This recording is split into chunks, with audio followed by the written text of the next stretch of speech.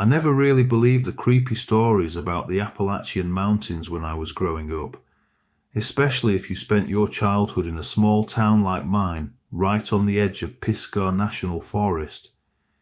People talked about strange lights, weird sounds in the woods, creatures they swore weren't animals, but I always figured it was just something folks said to make life feel less ordinary. At 30, I can admit I was wrong. Some places really are different. What happened to me took place in the middle of winter when I was about 17 years old. At the time, I had just gotten my first pair of glasses. My eyesight had been getting worse, but I wasn't used to wearing them all the time. Most days I left them at home, so my vision was always just a little blurry, especially if something was far away. I want to mention this first, because some people might think I was just seeing things. For my senior school project, I had chosen nature photography. Since I lived near the woods outside Pisgah, I thought it'd be the perfect place to get some good pictures. The forest was quiet in winter with hardly anyone around, peaceful, but also a bit lonely, especially on cold grey days when there was ice on the trees. I usually went out after school, just me, my camera, and the trail. Even though I couldn't see everything clearly without my glasses, I was excited about the project. But that day, something happened. Something that made me see the forest in a completely different way. I had asked my mum to drive me into Pisgah so I could take some photos. Even though it was winter and the trees had lost all their leaves, I still thought the forest looked beautiful in its own way. So I told her I wanted some pictures of the plants and trees. She pulled over at a spot where there was a trail I'd used many times before. It was a place I knew well, so she let me out while she waited in the car. I started walking down the trail alone, holding my camera, looking around. The path was easy to follow. After a short walk through the bare trees, I came out onto the riverbank. In the summer, that spot was always full of people swimming, hanging out by the water. But now it was empty, cold, still. The river made a wide curve, and you could walk along the rocky shore for a little while past the end of the trail. I thought it would be a good place to find something to photograph, so I kept going. I was wearing a bright orange raincoat that day. Anyone could have seen me from far away. As I walked along the river, I noticed an old railroad spike sticking up from the ground. I thought it'd make an interesting picture, so I crouched down to get a good angle. And that's when I realized how quiet it had become. It wasn't just normal quiet. It was a heavy, uncomfortable silence, like everything had suddenly stopped. It felt like I was completely alone, nothing moving, nothing alive, and that's when I became very aware of myself, of how easy I was to see standing out in my bright coat with nothing to hide behind. I felt exposed, like I was being watched, even though I couldn't see anyone. A sudden wave of fear hit me, the kind you can't explain, the kind your body just knows. I wanted to finish taking the picture and get out of there. While I sat there trying to shake off the feeling, I heard something.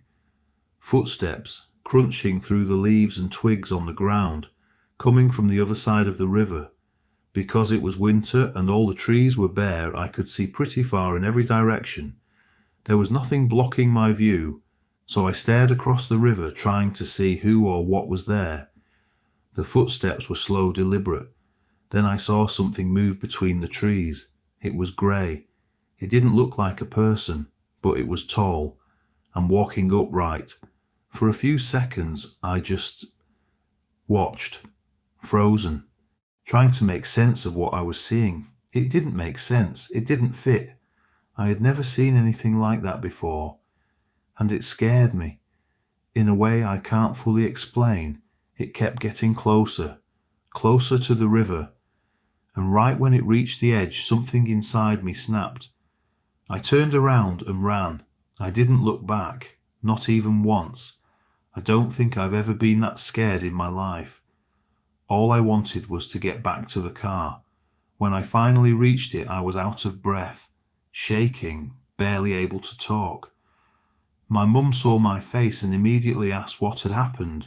I tried to explain, tried to tell her what I saw, how I suddenly felt afraid deep in my bones, and then she told me something I'll never forget. She said that while I was gone sitting in the car, she suddenly got this feeling, a strong, urgent sense that something was wrong. She said she was just about to get out and come find me. Right when I came running back, we left immediately. Even now, my mum and I still talk about that day. We never figured out what it was I saw.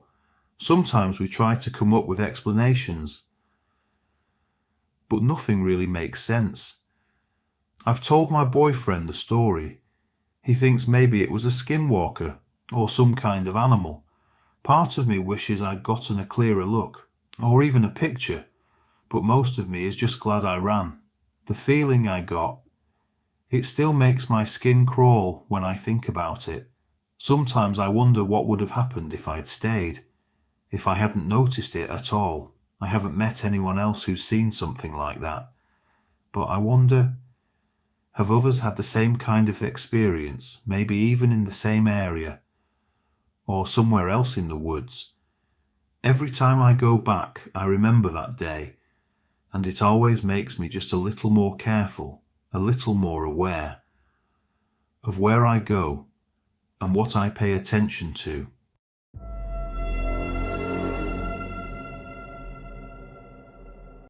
This happened in the summer of 2011.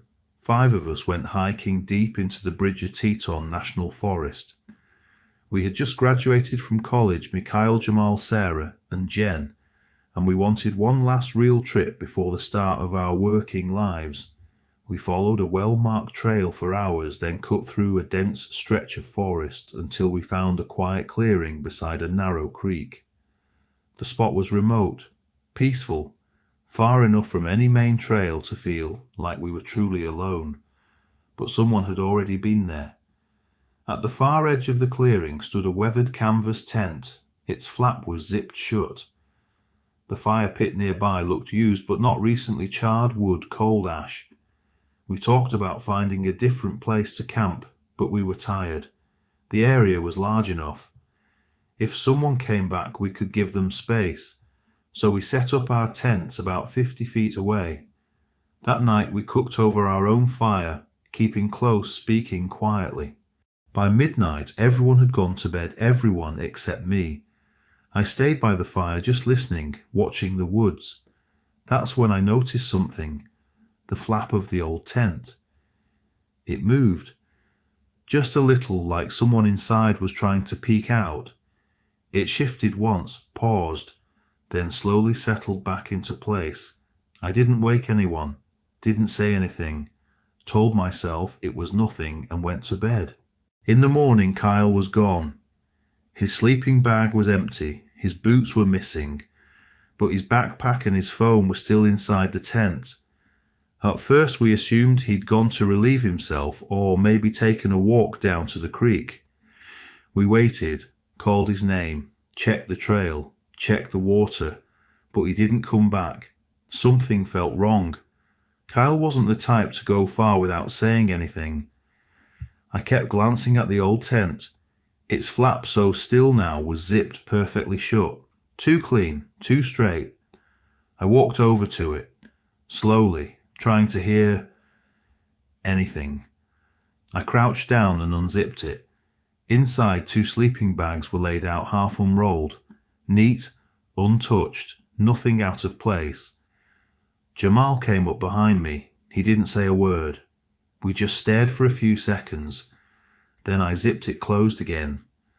I didn't mention what I saw the night before. Wasn't even sure I'd really seen it.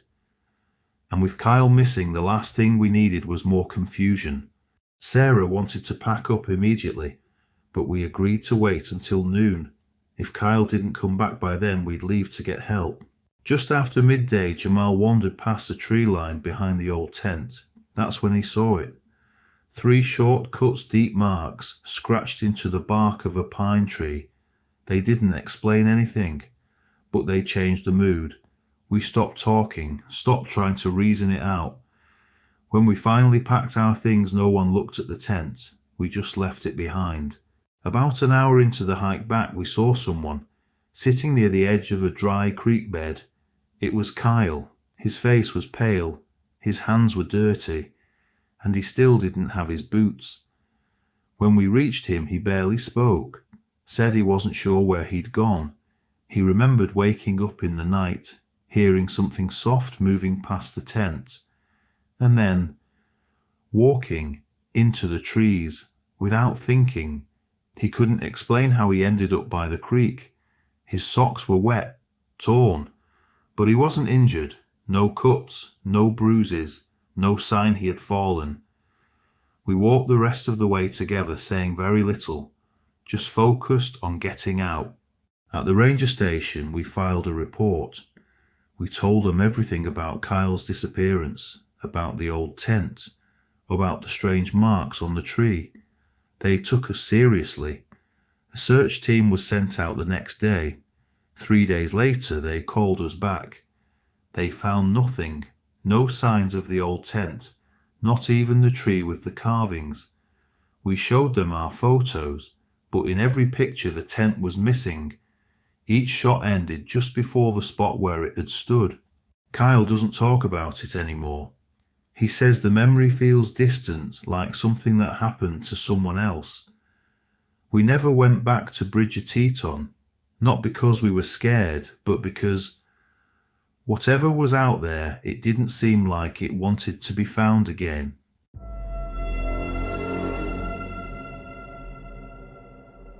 This happened earlier this year. I had just turned 25 and I wanted to do something different for my birthday. One of my close friends came to visit from out of town and we planned a one-night camping trip. We picked a remote spot about 3 hours from where I live. We packed the night before and left early the next morning around 4:00 a.m. The plan was to get there by sunrise, set up camp and spend the day relaxing. The drive started out fine. The interstate was empty and the weather was clear. But everything shifted the moment we left the highway and turned onto the dirt road that led into the hills. It didn't happen gradually, it hit all at once, a sharp wave of pressure in my chest like I had just stepped into something wrong.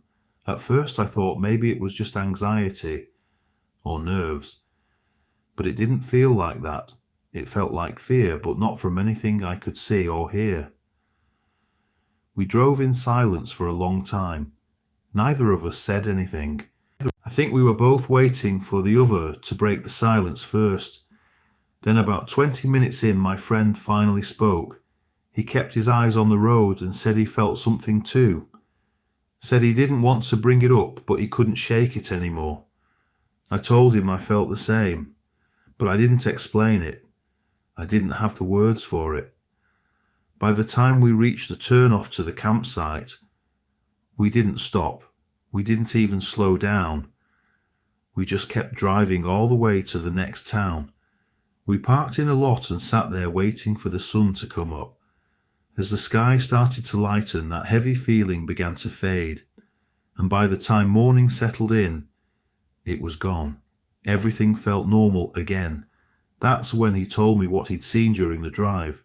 He said he kept noticing people standing by the side of the road, not moving, not doing anything, just standing still, a few near the trees, some only a few feet from the edge of the dirt.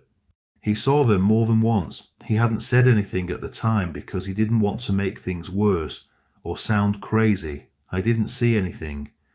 But every time that fear hit me, I caught this strong smell like burning, like smoke. We ate breakfast at a diner and tried to reason it out. Maybe we were tired. Maybe the forest was playing tricks. Maybe it was just a bad stretch of road. It was easy to believe that when the sun was out. Eventually we decided to go back. We still wanted the trip, and we had the truck, so if anything felt wrong again, we could leave. By the time we returned, it was late afternoon. The place looked normal. We parked and stayed near the truck, walked around a little, ate something. When the light started to fade, we got into the truck, locked the doors, and leaned back in the seats. Neither of us mentioned setting up camp. It didn't need to be said. The night came fast, and the sky was pitch black. Then past midnight, I started hearing something. I wasn't sure at first, but after a while I realized it sounded like a group of people having a conversation somewhere out in the woods. I opened my eyes and saw that my friend was already awake. He didn't say anything, and neither did I. The voices didn't move closer, and they didn't fade away. I couldn't make out any words, but it didn't feel like an echo or anything natural. Then suddenly it all stopped, and everything went completely quiet. That's when we heard it. A single scream, like someone let it out all at once and then vanished. It came from somewhere deep in the woods, and after that, nothing. I stayed awake for a while, but eventually I must have fallen asleep. When I woke up, the sky was starting to lighten. Everything looked normal again. We didn't talk, just started getting ready to leave. While driving back down the dirt road, I caught the smell again. Faint. Didn't last long. Once we reached the highway, it was like nothing had happened. We stopped in the next town for gas, then drove the rest of the way home without saying much. Later, I read about that area. There had been a tragedy on that land a long time ago involving a group of native people. Some say strange things still happen out there. I don't know what we experienced. I don't think it wanted anything from us, but I don't think it wanted us to stay either.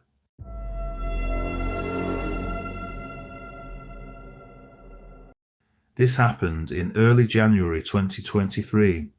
I had just started working part-time at a small movie theatre in northern Illinois. I was 19, living with my cousin while saving up for school. The job wasn't much, just closing shift work. But on my 5th or 6th night, I started noticing something strange. In screen 2 under seat E4, there were always the same things left behind. An empty water bottle, candy wrappers, sometimes a napkin, or a crumpled ticket stub. No other seats had trash, just that one. At first I assumed someone had switched seats during the movie, but after it happened several nights in a row, it didn't make sense. So I checked the seating charts out of curiosity. Row E hadn't been booked at all that week. I told the manager about it. He said people move around sometimes. But I had been checking the rows before and after the screenings. No one else had left anything behind. I didn't bring it up again. I just kept checking that row each night. I wanted to see if it would happen again. Almost every other day, I found the same kind of trash under that seat. I even started checking the auditorium before the screening began, and again after everyone left. Most nights row E stayed completely empty. Then came a Thursday night.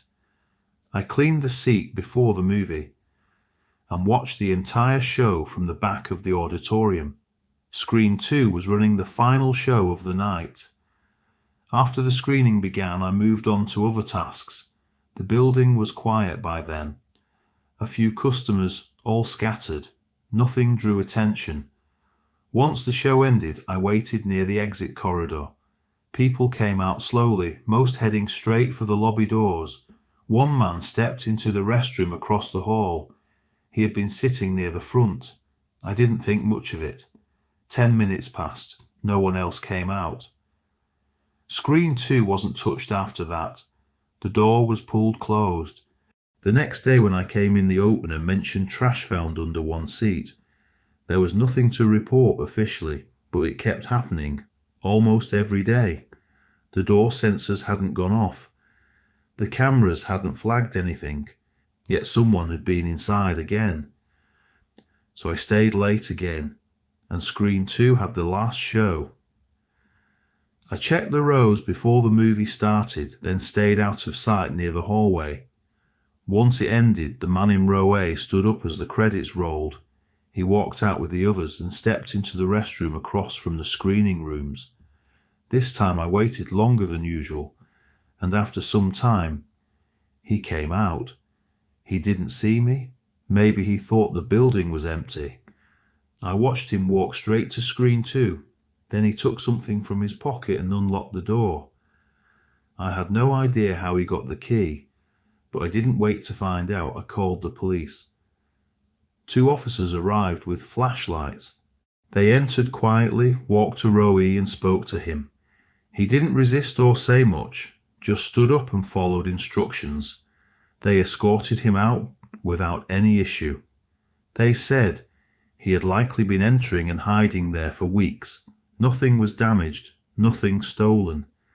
E4 hasn't had a single piece of trash under it since, but I still look at it every night before I go.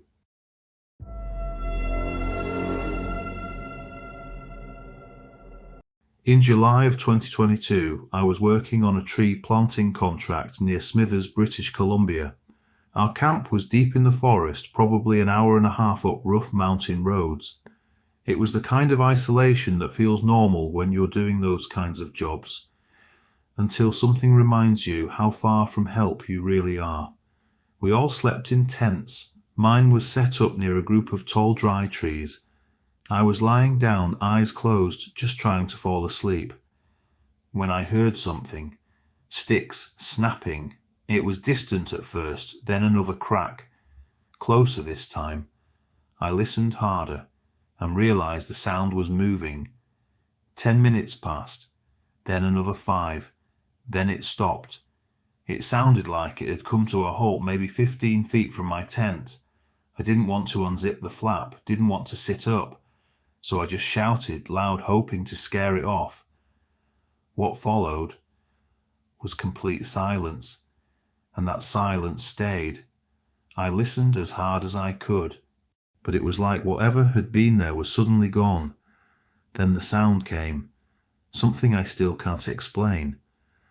I stayed frozen, waiting for it to move, expecting footsteps or branches snapping, but nothing happened. The silence just dragged on, way longer than it should have. After maybe 20 minutes I heard something else, and that's when it got worse. It sounded like one of the trees creaking, but something was off. I'd heard those same trees all week. They never sounded like that. Usually the wind would push through and you'd hear a slow groan that came and went. But this time, it didn't move. It started and held the exact same pitch for 5 or 6 seconds straight, like someone took the beginning of a creak and just cut it off, like someone hit a switch. That's what made it feel wrong. I sat up in my tent staring ahead, waiting for something else. But nothing happened. I didn't say anything to the others.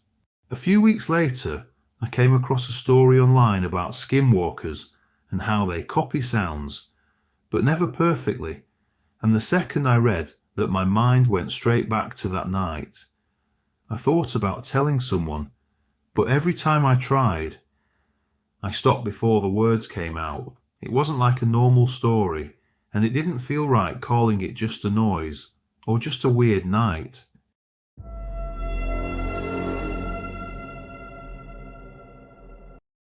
In 2017, I was stationed alone at Fire Tower 42 deep in the Northern Rockies.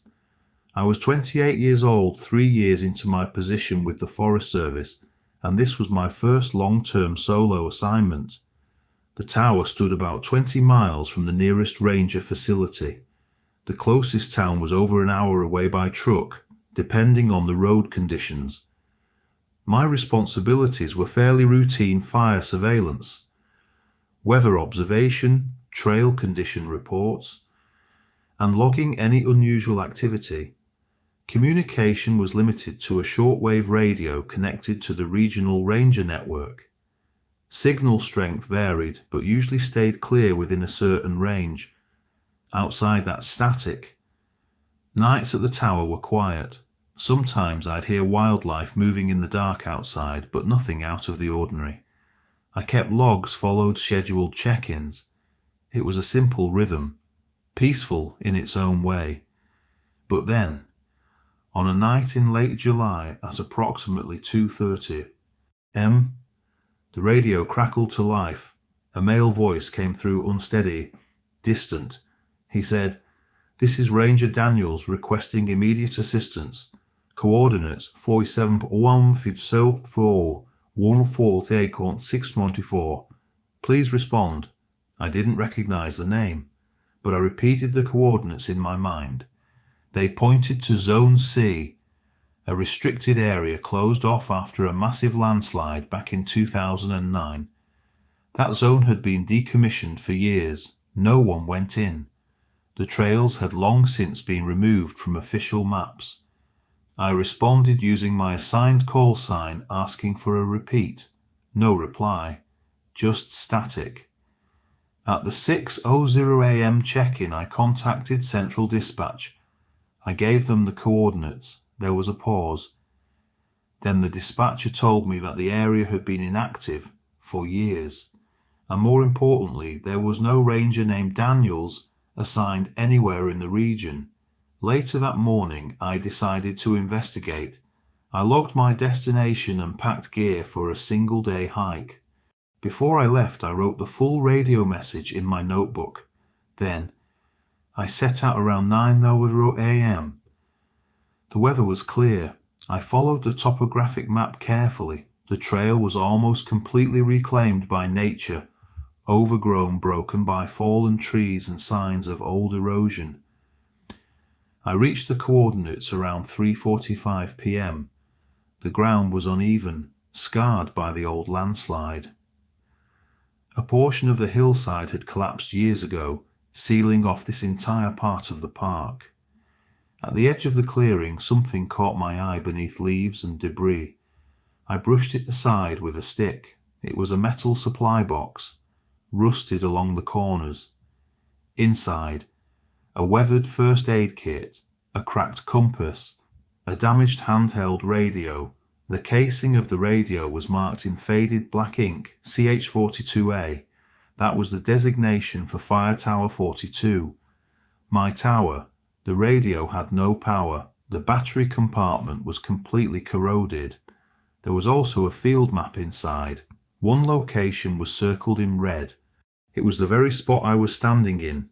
There were no tents, no food, no signs of recent activity, no tracks except my own. The place had been untouched for a long, long time. I returned to the tower just after 10:00 p.m. I logged the events in the station journal and checked the radio transmission logs. There was no record of an incoming message at 2:30 a.m.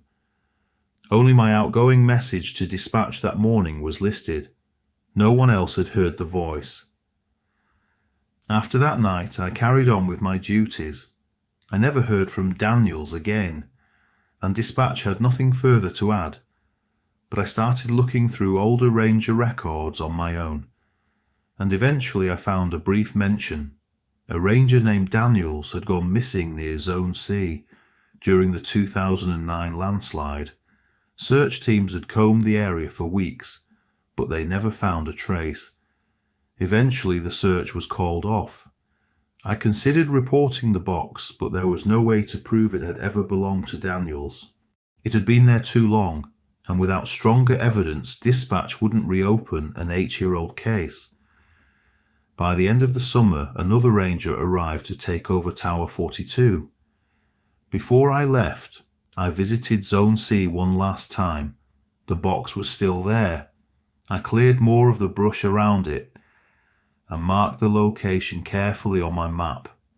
Years later, the Forest Service installed a small memorial near the landslide site dedicated to rangers lost while on duty, and on that plaque was the name Daniels.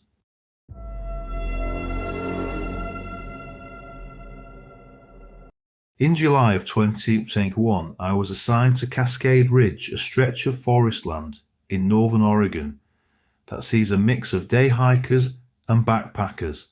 By then I'd been a forest ranger for 6 years. That summer had been unusually dry, so the fire risk was high. Most of my days were spent checking permits, monitoring weather stations, and making sure hikers stayed on approved routes. On a Thursday afternoon around 4:30 p.m, a man walked into the ranger station. He looked to be in his early 30s and introduced himself as Adam Griggs. He told me his hiking partner Claire had gone missing. According to him, they had been hiking the Blue Creek Loop, a 6-mile trail. He said they stopped to rest near a rock ledge and Claire went off to take some pictures while he waited. But she didn't come back, even after a few hours. He claimed he waited nearly an hour, called her name, then hiked back to the trailhead alone, hoping she had returned on her own. I asked him the usual questions, whether she had any health conditions, how long they'd been out, what gear she was carrying. He answered. I logged a report and called in a basic alert to the county's search and rescue team. Then I checked the trail register, and that's when I noticed the first problem. No one named Claire was signed in for Blue Creek that day. So I asked Adam again, what time did they arrive? He said 10:00 a.m. and that they parked near the south lot, but that lot had been closed for fire line clearing since Tuesday. It was barricaded. Adam didn't seem surprised. He just shrugged and said, I guess I didn't notice. That was the first real red flag. I made a copy of Adam's written statement and sent it to the local search and rescue coordinator. A small team was assembled to check the area he described, even though that section of the trail was officially closed. I joined them the next morning. The plan was to search in a wide loop starting from the spot Adam claimed they had stopped to rest and moving outward in a grid. The trail was overgrown in places, maintenance work had been halted, and foot traffic had been light. We found no fresh footprints, no signs of two people hiking together, no water bottles, no wrappers, no indication anyone had stopped there recently. I marked each section we cleared and compared it against Adam's description, but something was off. The terrain he described didn't match what we were seeing. We extended the search westward. Midway through the second hour, a volunteer on the ridge radioed in. They had spotted something down a slope, something that looked like clothing in the brush. I went with them to check it out. About 30 feet below the ridge, we found a woman lying on her side, half covered in dirt and pine needles. She was breathing, but weak. Her left ankle was swollen and she had scratches on her arms and face. She looked dehydrated, but conscious. We called it in and she was airlifted out. I stayed behind to examine the area. There was a sliding path from the top of the ridge down to where she landed. No drag marks, no signs that she had been carried. She had likely fallen, maybe while trying to get away from someone, or something. I noted everything, then hiked back to the ranger station. Claire was kept overnight at the hospital for observation. The next day she gave a statement to the sheriff's office, and I received a copy as part of the investigation. Her version of the story was very different from Adam's. She said Adam wasn't just a hiking partner. They had met 2 months earlier on a group hike. After that, he kept messaging her asking to meet up alone. She declined more than once. Then just a few days before the incident, he reached out again, said he'd planned a quiet trail day. No pressure, just friends. She agreed. She thought the trail would be public enough to feel safe. But once they were out there, she said he changed. He became aggressive, wanted to talk about why she had ignored him, and when she tried to walk away, he blocked the trail. He took her phone, told her she needed to calm down. She waited for a chance. Then when he turned away, she left the trail trying to find her way back to the road. Panicked, she slipped down the ridge. Her ankle twisted badly in the fall, and without her phone, she had no way to call for help. She said she heard someone walking above her later that evening, but couldn't tell if it was him. She stayed silent, afraid. The sheriff's office searched Adam's vehicle. In the trunk under a blanket, they found Claire's phone and her water bottle. There were also printed screenshots of their past conversations. Some phrases were underlined, others circled with a pen. Mostly the ones where she said no. Adam was arrested the same day. He was charged with unlawful restraint, false reporting, and reckless endangerment. Later, the district attorney added charges for evidence tampering. I testified at the pre-trial hearing. Claire attended the final court date. Adam pled guilty. He received time in county jail and was ordered to undergo mandatory treatment. For me, this wasn't the kind of danger people usually expect out in the wilderness. It wasn't the animals, it wasn't the weather, it wasn't getting lost. It was someone who planned too much and thought no one would look too closely. But someone did, and that made all the difference.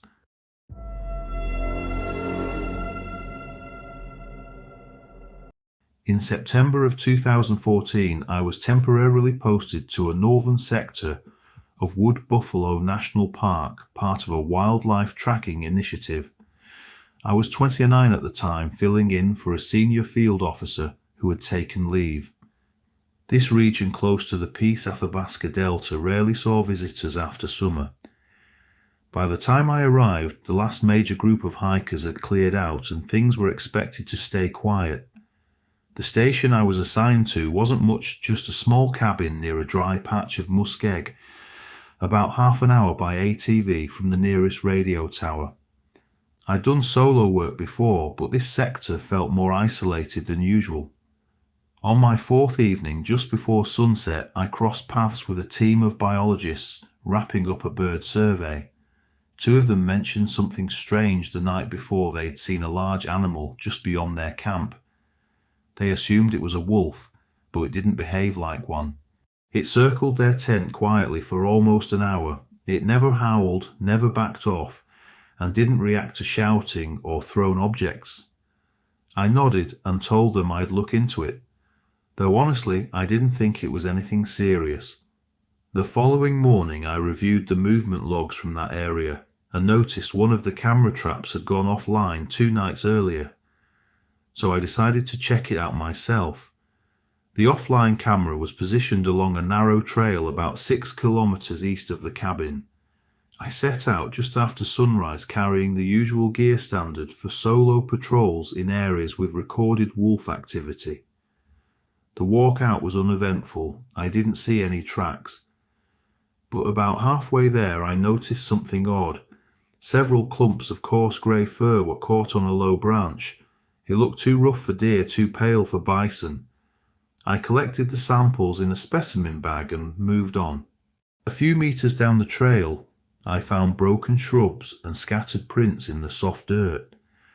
Something had passed through recently, not heavy enough to leave deep impressions, but large enough to bend brush in its path. When I reached the camera, the unit was still mounted to the tree, but the lens was cracked and the outer casing had deep scratches across one side. The memory card slot was open, the card was missing. I marked the location, took photos, and flagged the site for camera replacement. On the way back, I paused at a small clearing to eat. That's when I heard movement behind me. When I glanced around, something moved fast. I caught a glimpse of its back. Grey, uneven fur, a thin frame, a crouched posture. It slipped behind a cluster of spruce trees and didn't reappear. I started walking back, not rushing, but alert. Whatever it was, it didn't move like a healthy animal. I planned to return to the same area early the next morning, but I didn't have to wait that long. Around 4 a.m, I heard movement near the cabin. The window was open slightly for ventilation. Through the stillness I could hear slow steps in the grass, heavier than a deer lighter, than a bison. I got up quietly and checked through the gap in the curtain. At first I saw nothing, just the outline of the tree line, the dull shape of the trail. Then at the edge of the light something passed between 2 trees. It wasn't big enough to be a bear. Its movement was crouched and smooth. It stopped near the woodpile, sniffed around, then turned toward the cabin without hesitation. Its eyes reflected dull white when they caught the light from inside. It stood there watching for about 10 seconds. Then it turned and walked away. Later that day, I reported everything and requested backup for a field sweep. 2 wildlife officers arrived by late afternoon. We returned to the area where I had seen the animal and set new traps and cameras. The next morning, the first sample came back positive for a hybrid strain, part coyote, part grey wolf. That second night, one of the traps triggered. The hybrid had taken the bait and didn't resist much. It was weak, limping heavily and visibly underweight. The old tracking collar was traced back to a relocation program in Saskatchewan, a program that had shut down years earlier. Somewhere along the way, this animal had lost contact with its original pack and ended up wandering into unfamiliar territory. Injured, alone, it was transported to a wildlife facility for treatment. The leg had healed enough to support limited mobility, and it had started eating regularly again. They weren't sure if it would ever be released, but at least it wasn't out there struggling anymore. It was spring just after I finished college. I was 22 years old and female. One weekend I decided to take a break and ride my bike from Canada to Mexico. I was nervous about going alone, but for most of the trip I felt safe. About halfway through, I got used to sleeping alone in quiet campsites and parks. Sometimes I rode with other bike travelers for short stretches. But one experience shook me, and after that I stayed on high alert for the rest of the journey. I was halfway down the Oregon coast, about a mile from the campground where I planned to stay that night. A bright yellow car, maybe an old Ferrari, had passed me earlier going the other way. When I reached the campground, I stopped at the information board to check the map and see how much it cost to stay. While I was sitting there, the same yellow car came down the road. It pulled up and stopped right next to me. An older man, maybe in his late 50s or early 60s, got out of the car and walked over to the board where I was standing. He was friendly, seemed normal, even a little charming. He started asking about my trip, said he was from the area but had never been to this campground before. At the time I was still a bit too trusting. I'd met a lot of friendly people on the trip who just wanted to chat. But as he kept talking, he started standing closer to me, and that's when I began to feel uneasy. He kept reaching out to shake my hand like he was about to say goodbye, but each time he also grabbed my forearm with his other hand, and did this strange laugh, a kind of wheeze mixed with a gasp. The way he did it felt crazy, and his grip on my arm was strong. Then suddenly he changed the subject and talked about something else. He did that weird handshake 2 more times. That's when I realized no one could see me from the campground. I had no phone signal. I was standing close to him, and his car door was open. My stomach tightened. I felt like I was going to cry. My voice shook every time I spoke. Finally, I raised my voice and said I needed to leave. Then I ran to my bike and rode as fast as I could to the campground. When I got there, I didn't even look for the bike camping area. I just set up my tent right across from the camp host's spot. I kept telling myself maybe he was just being too friendly, but the way he kept grabbing my arm and laughing, it really scared me. Most of the people I met on that trip were kind. That made me trust others easily. But even if this man meant no harm, his behaviour reminded me I was in a vulnerable situation, and I needed to be more careful and pay better attention to my safety.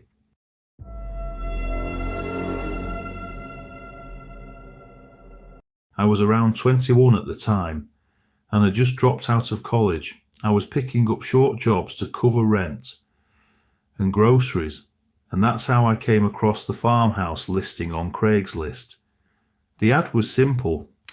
A couple needed someone to house sit their property for a week while they visited family. No pets, no major chores. Just lock up at night and keep an eye on the place. I messaged them the same day. They responded within a few hours. We had a phone call. The woman Megan gave me the address, and told me everything I'd need would be written down at the house. She also mentioned the property was a bit isolated, about 20 minutes off the main road, but that didn't bother me. In fact, it sounded kind of nice. I arrived on a Sunday afternoon.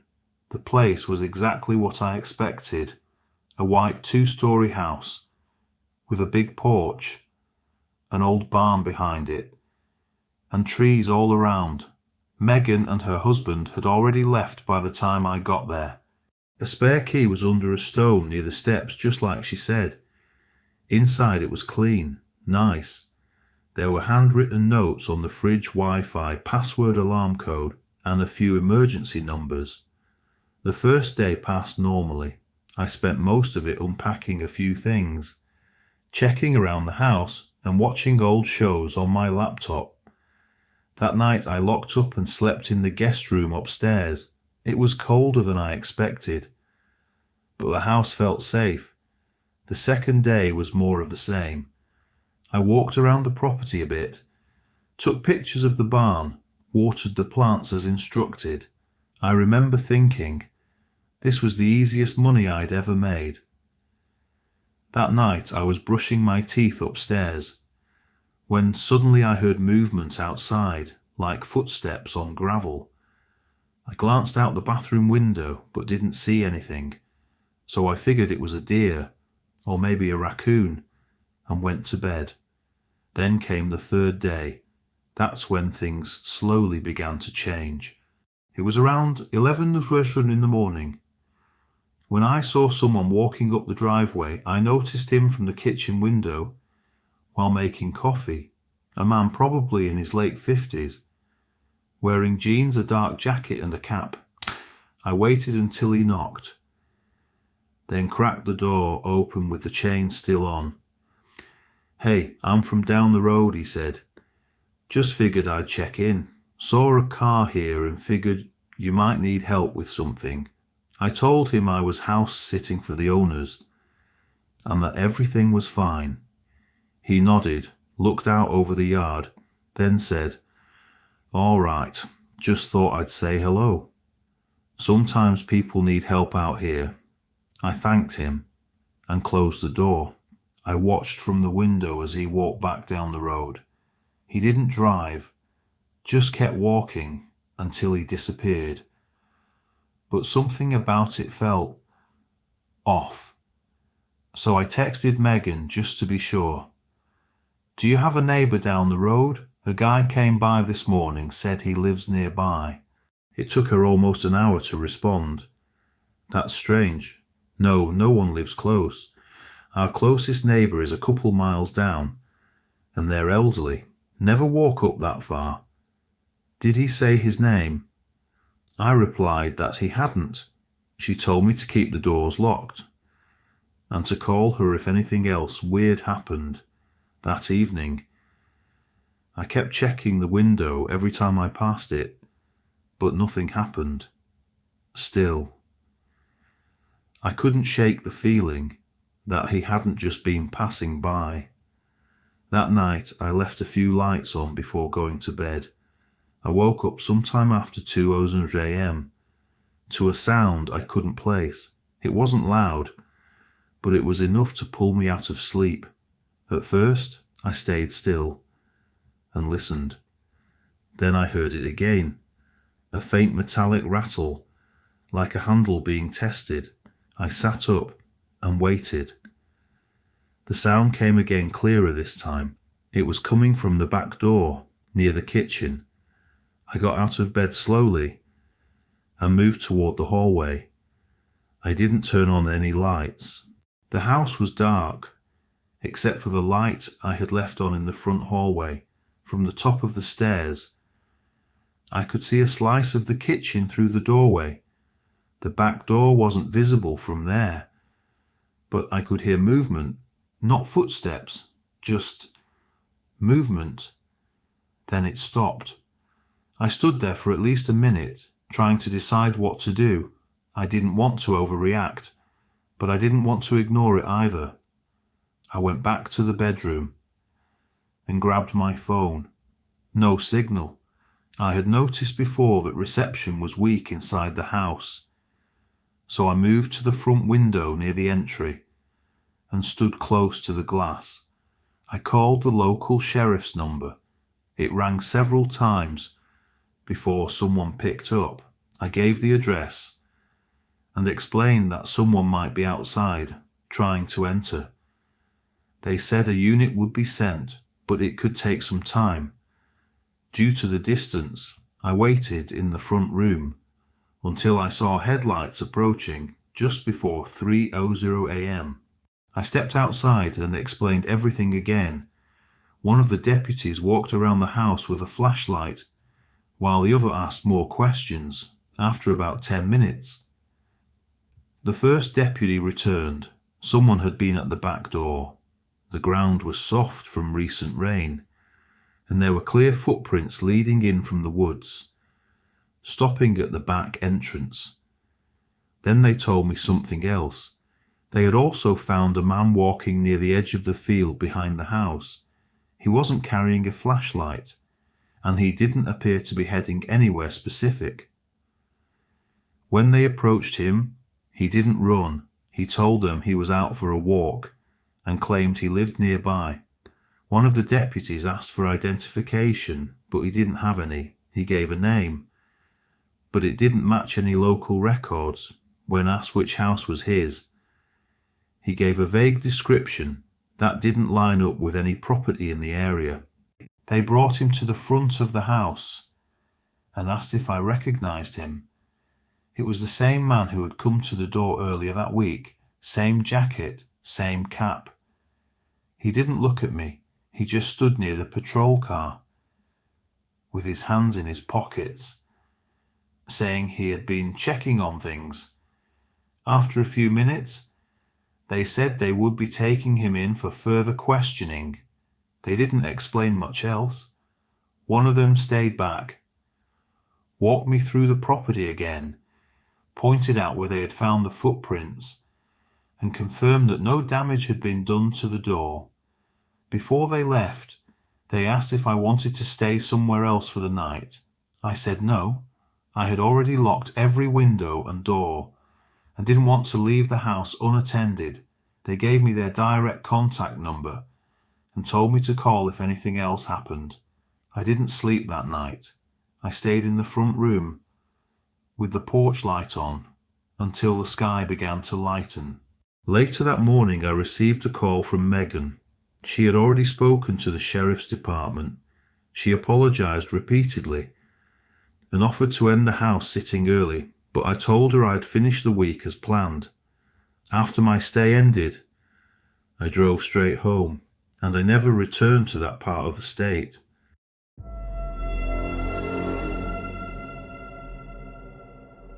This happened in late September, about 2 years ago. At the time I was 25, living alone in an apartment just outside Chicago. I'd been working as a mechanic at a local auto shop, but the place closed down suddenly. I needed temporary work to cover rent. While searching Craigslist, I found a simple job offer. A man on a remote property in northern Michigan needed someone experienced with trucks to help fix an old one. In exchange, he offered a place to sleep and meals.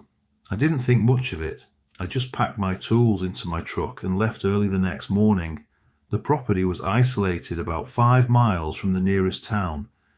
There was a 2-story white farmhouse and an open field behind it. The man who hired me was named Dale. He looked to be in his late 50s and wore work clothes. He showed me the small guest room, pointed out the well pump, mentioned there was no cell signal inside, and said I could look at the truck whenever I was ready. Then he went back inside without saying much else. I spent the first night organizing my things and walking the perimeter. Then around midnight I heard faint noises near the side of the house. Something light brushed past the outer wall, followed by dry snapping sounds. I stayed awake for a while, but didn't investigate. I assumed it might have been an animal or something. I started the morning by checking the truck again. It was an old pickup, not in great shape. Some parts had been pulled apart, and the wiring under the hood was damaged. I made a list of what I needed and planned to drive to the nearest parts store the next day. Nothing happened for the rest of the day, but at night, I heard footsteps across the porch, then silence. When I looked outside, the yard was empty. Later, I asked Dale if there were animals around the property. He said sometimes deer come close, but nothing to worry about. He didn't ask why I was asking. He just nodded and went back to stacking wood. That night, I made sure to lock every door and close all the windows. I stayed in the living room reading until past midnight. Around 1, I thought I saw something through the window, a shape near the edge of the yard standing still. I stood up, but it was gone before I reached the glass. I didn't sleep much after that. I left the lights on and waited for morning. I'd only been there 2 days, but I already wanted to leave. So I decided to finish the job and leave first thing the next morning. I worked all day, replaced the truck's battery, and repaired enough wiring to start the engine. Dale stayed near the house, quiet as usual. He didn't mention anything, and neither did I. By sunset, I had finished most of the repairs. I locked the barn carefully and returned to the farmhouse. Dale was already in his room. I double-checked all the doors and windows, turned on a few extra lights, and sat down in the living room to wait out the night. Around midnight, I heard the porch steps creak again. The sound came closer, moving along the porch until it reached the window. I stood up and moved to look outside. Just beyond the glass, I saw a face, pale, thin, and staring directly at me, and for a long moment, neither of us moved. Then suddenly the figure stepped back into the yard. It was tall and unnaturally thin. I watched until it disappeared around the corner. Nothing else happened after I saw the face outside, but I was certain someone had been watching me through the window. In the morning, I stepped outside and checked around the window carefully. I didn't find footprints or any clear signs. Dale was already up stacking wood near the barn. I walked over and told him what I'd seen. I explained exactly about the face at the window and someone standing near the house. Dale listened but didn't seem concerned. He told me it was probably nothing, said I was likely just tired from working late. When I tried again to convince him, he shook his head, repeated that nobody ever came to the property, and suggested I was imagining things. He continued working and didn't look at me again. I finished the last few repairs on the truck. Then I put my tools away, packed my belongings into my car, and left without saying another word. During the drive home, I thought about everything that had happened over the last few nights, and I knew exactly what I had seen. Now, I don't know if Dale truly didn't believe me or just didn't want to. Either way, I wasn't going back. And after what happened, I stopped accepting jobs from strangers, especially if they had anything to do with a farmhouse. I moved in with my boyfriend back in November of 2021. He owns an old trailer, and from the first day, I felt like something was off about the place, like there was something there, watching, maybe not trying to hurt anyone, but definitely there. It didn't feel evil. In fact, for a while, it felt like whatever it was didn't even want me to know it was there. I've always had a strong sense for things like this. Ever since I was a kid, I've noticed things other people didn't like: footsteps when no one's around, shadows that move, or objects being in the wrong place. Sometimes I'd hear knocking, soft but clear, and always from a part of the trailer where no one was. There were nights I'd find cabinet or doors wide open even though I knew I had closed them. I've also seen shadows out of the corner of my eye, always gone the moment I tried to look directly at them. At first I tried to brush it off, telling myself maybe I was tired, but deep down I knew better.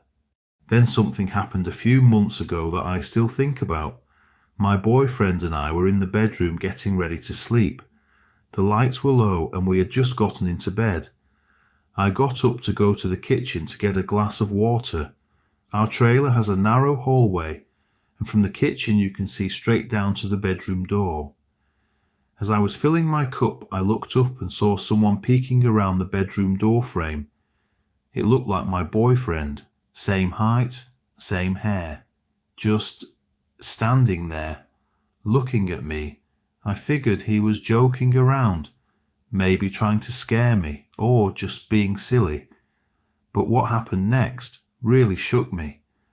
When I walked back to the bedroom, he was in bed, under the covers, like he hadn't moved at all.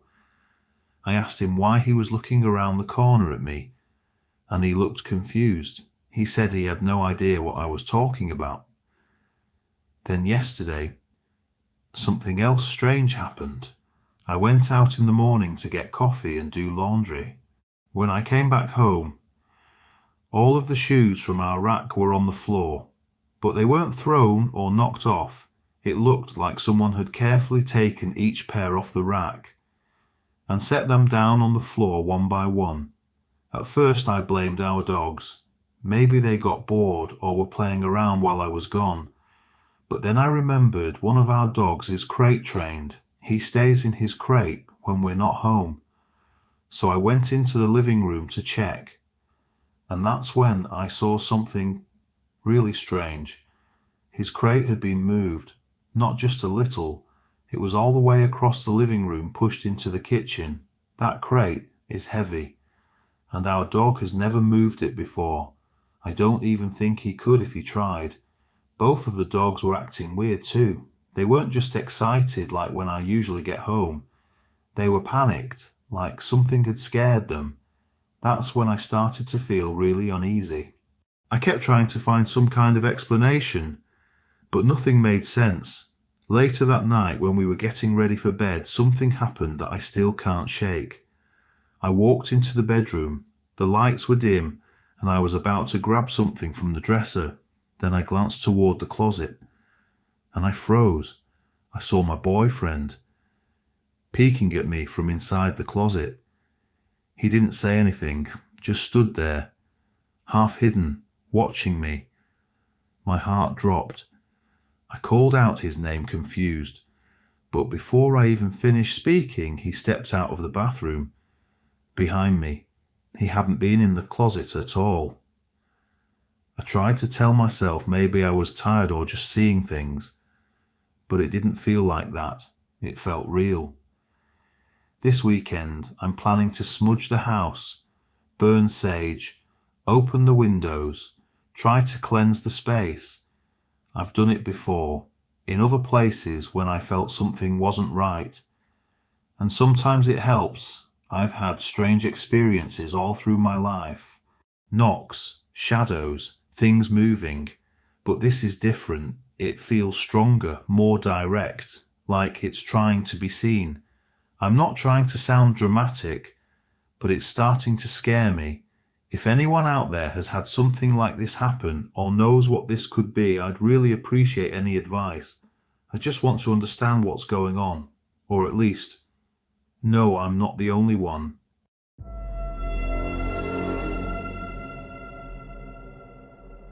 This happened in the summer of 2010. I was 19 and my sister Emily was 17. Our family owned a farmhouse just outside of Fairfield, Iowa. It had been in the family for generations. Our grandmother had lived there most of her life, and after she passed, the place sat empty for a while. That summer, our parents decided it was time to clean it out to see if anything needed fixing before it could be sold or rented. I remembered visiting as a kid, but I hadn't been there in years. Emily and I took the upstairs rooms.